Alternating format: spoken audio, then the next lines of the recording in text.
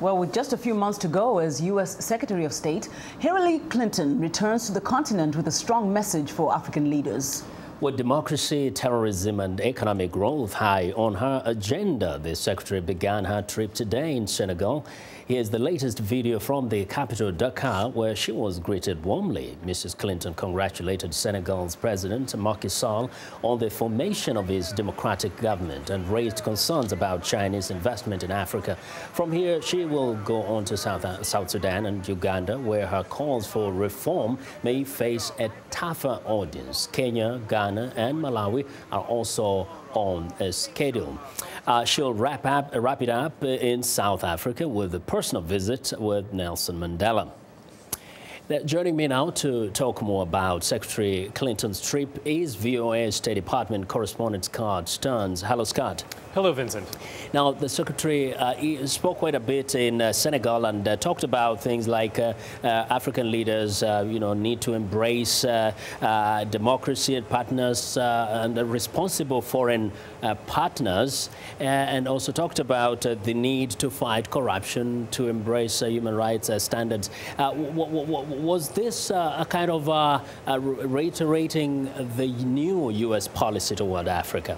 It was. Following her meeting with President Sall, Secretary Clinton used this opportunity for her speech at Cheikh Anta Diop University in Dakar to talk about how African leaders who suppress dissent and enrich themselves at the cost of their own people are on the wrong side of history, and talked about the importance of democracy in West Africa, obviously using Senegal and its recent election as an example, but referring as well to the successful democratic elections in Ghana and Liberia as a way of stressing, yes, the overall purpose of the new Obama administration policy on Africa, which focuses, among other things, on strengthening civil society and democratic institutions.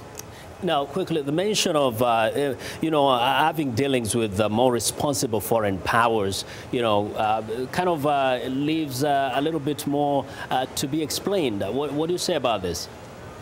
Well, it's true that in Africa there is at present something of an economic competition between China and the United States. We saw most recently China hosting African leaders in Beijing and promising, large amounts of aid.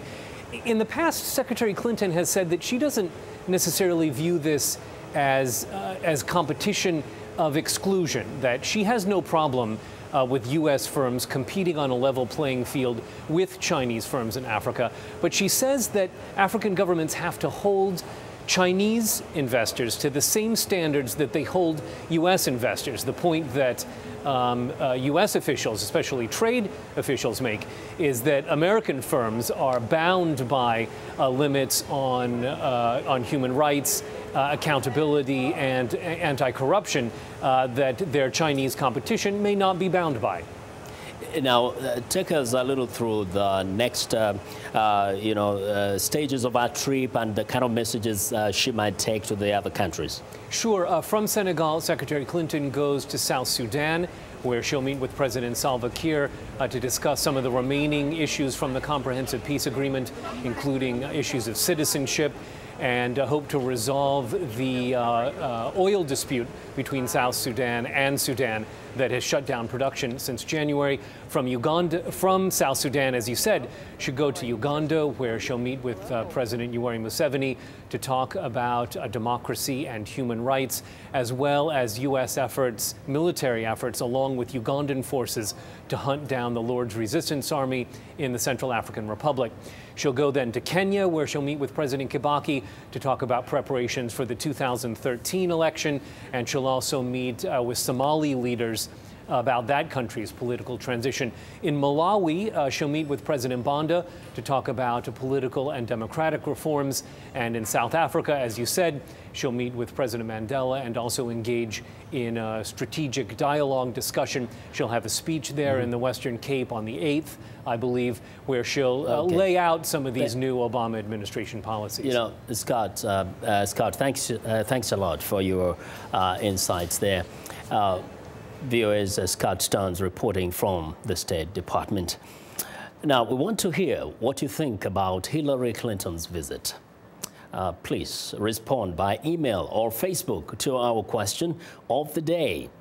Has U.S.-Africa relations improved during Mrs. Clinton's tenure as Secretary of State?